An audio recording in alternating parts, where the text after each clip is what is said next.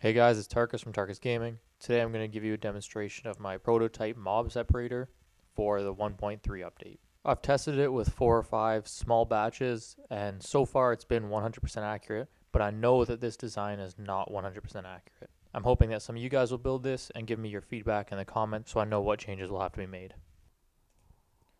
So just to show you how the separation works, at the end here I have the skeletons, which are brought all the way to the end.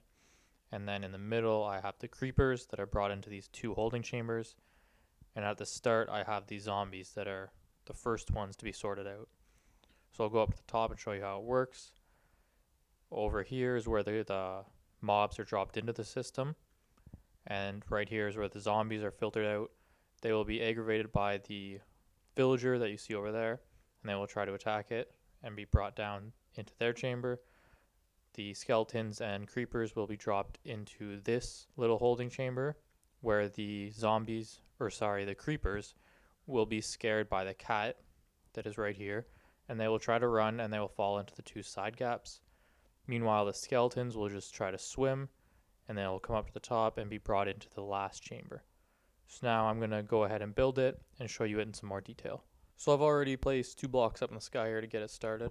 And what you're going to want to do is build a hallway that will be 8 blocks long. You want it to be 8 blocks long just so that you have the 7 block spread for water from the source block at the start. And you're going to want to build a 2 block high wall on one side. And on the other side, you're going to want to build another wall.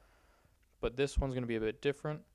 Once you get about halfway down the wall, you're going to want to leave a 2 block wide space for the zombies to get out.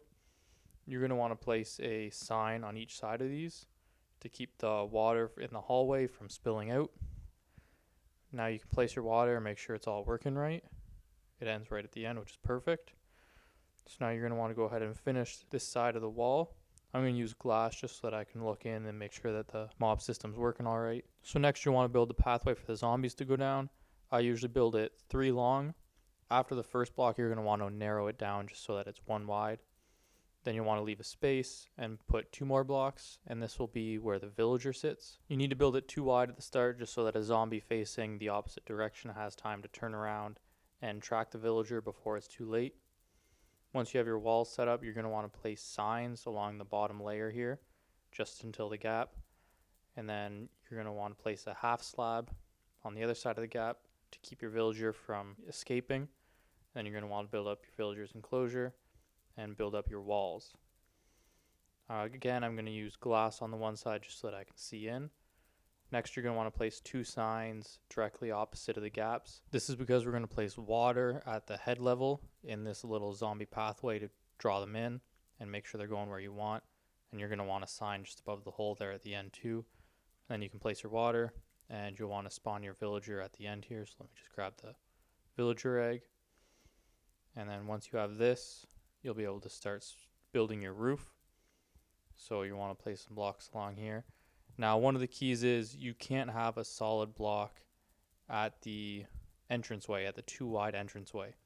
If you do, sometimes it'll glitch out and the villager will not be able to see the zombie will not be able to see the villager. So you're going to want to use something like a trap door to be able to have the zombies' line of sight see the villagers. Now that you have that finished, you're going to want to go ahead and start building the next sorting part, and this will be for the skeletons and the creepers. So you're going to want to start by building down to build a chamber. Give me a second here. I'm just going to go check my other design and make sure I'm doing it right. Okay, so you're going to want to build down 4 blocks, and on the 5th block, you're going to want to place your floor. So for now, I'm just going to put a temporary little 3 by 2 slab here to remember. And then you're going to want to build back 2 blocks, and you're going to want to place some walls around this, because this is where your cat's going to go to scare away the creepers. Once you have a wall on each side, you're going to want to place a roof, and then extend the walls out. And you're going to want to put a sign above to keep the water from flowing in, and then a half slab in front to keep the cat from escaping. And then you're going to want to go ahead and put the cat in there. Once you've done that, you're going to want to go ahead and place a sign directly below where the mobs spawn in. That will stop them from hitting water, and they will fall right to the bottom. And you're going to want to place one at the very bottom to hold the water up.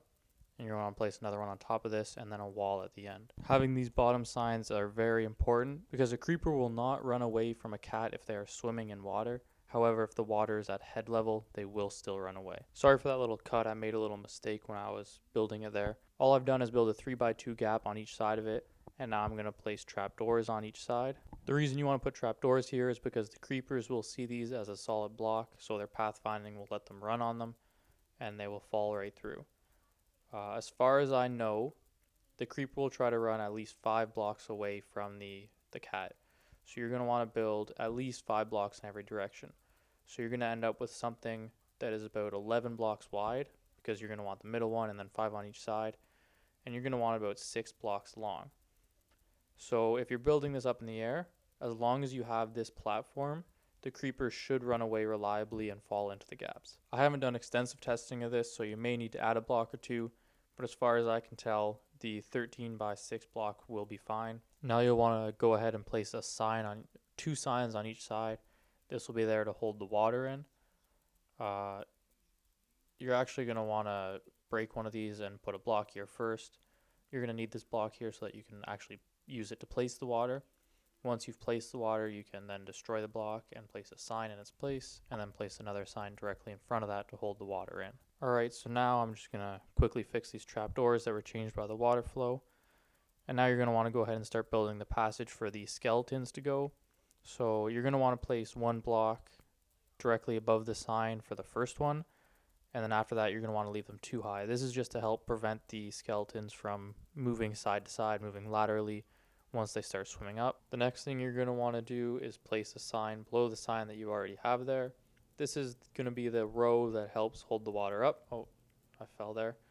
This is going to be what holds the water up. Once you have this pathway here finished up, that will be the entire mob separator set up.